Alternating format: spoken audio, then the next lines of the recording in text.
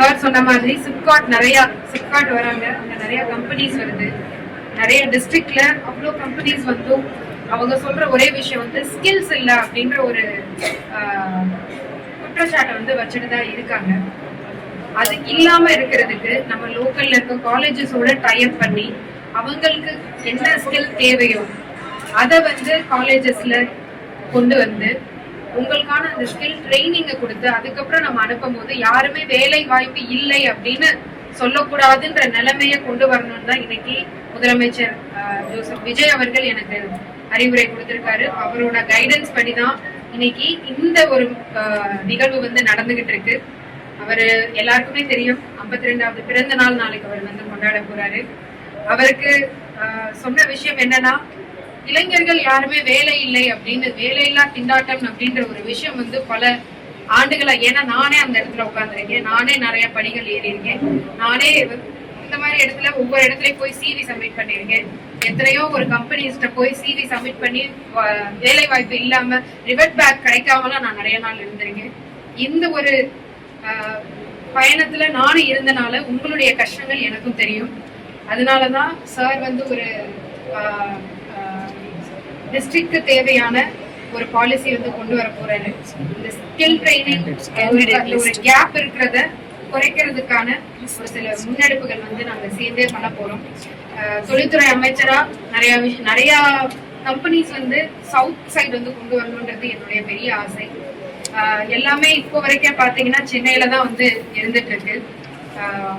வென்ஃபாஸ்ட்ன்ற ஒரு கம்பெனி நீங்க முன்னாடி இருக்கீங்க, நாங்க இப்போ 2 நாள் முன்னாடி கலந்தாராயம் பண்ணோம்.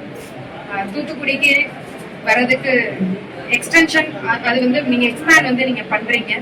அதை தவிர ஹூண்டாய் வரப்போறனால அவங்களுக்கான ஹவுசிங் ப்ரோக்ராமுமே வந்து பண்றதுக்கான நிறைய வாய்ப்புகள் இருக்கு. இந்த மாதிரி பல கம்பெனியை வந்து ஒரே மாசத்துல ரீச் அவுட் பண்ணிக்கிட்டு இருக்கோம். ஏன்னா எனக்கு தெரியும் அந்த வழி வந்து ஒரு வேலை கிடைக்கல, அதுவும் ரிப்ளை வந்து பண்ண மாட்டாங்க அப்படின்றப்பெல்லாம் அது எந்த அளவுக்கு வலிக்கும் அப்படின்றது எனக்கு தெரியும். யாருக்குமே வேலை இல்லாம இருக்கக்கூடாது. உங்களுக்கான திறனை நீங்க வந்து கண்டிப்பா வளர்த்துக்கிட்டே இருக்கணும். ஏன்னா நீங்க ஒரு பிஎஸ்சி முடிக்கிறீங்க, எம்எஸ்சி முடிக்கிறீங்க அப்படின்னா அதோட மட்டும் நிறுத்தாம நிறைய ட்ரைனிங் ப்ரோக்ராம்ஸ் கூகுளே வந்து ஃப்ரீயா வந்து உங்களுக்கு சர்டிபிகேஷன் வந்து கொடுக்குது, அதுலயுமே நீங்க போய் கத்துக்கலாம். இதை தவிர நம்ம லோக்கல்லையும் நிறைய ட்ரைனிங் சென்டர் நம்ம ஆரம்பிக்கிறோம், அங்கேயும் வந்து நீங்க கத்துக்கணும். ஐடிஐ அவங்க டிப்ளமோ அவங்க கூடயே சேர்ந்து நிறைய ட்ரைனிங் சென்டர் வந்து நம்ம போட்டு அந்த கேப்பை வந்து ஃபில் பண்ணணுன்றதுதான். எனக்கு தெரிஞ்சு இன்னைக்கு இருக்கிற காலத்துல நீங்க ChatGPT போய் அடிச்சாலே வந்து நிறைய விஷயங்கள் நீங்க தெரிஞ்சுக்கலாம். அந்த மாதிரி கத்துக்கோங்க, நிறைய ட்ரைனிங் எடுத்துக்கோங்க. ChatGPT இன்னைக்கு வந்து எல்லாருக்குமே ரொம்ப சுலபமாயிடுச்சு.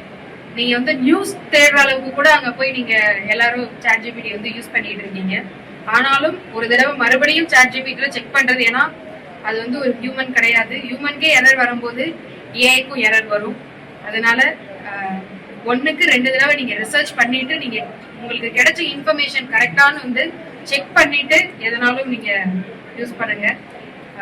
ட்ரெயின் பண்ணிக்கிறதுக்கு ஒரு நல்ல ஒரு டூல், நிறைய ஃப்ரீ சர்டிபிகேஷன் டூல்ஸும் இருக்கு, அதெல்லாம் நான் உங்களுக்கு ப்ரொவைட் பண்ண சொல்றேன். கத்துக்கோங்க, கண்டிப்பா வேலை இன்னைக்கு எனக்கு தெரிஞ்சு இதுதான் முதல் தடவைன்னு நினைக்கிறேன்.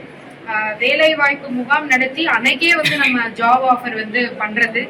இன்னைக்கு ஜாப் ஆஃபர் கிடைச்ச 20 இளைஞர்களுக்கும் வாழ்த்துக்கள். கண்டிப்பா நீங்க மென்மேலும் வளரணும்னு என்னுடைய வாழ்த்துக்கள்.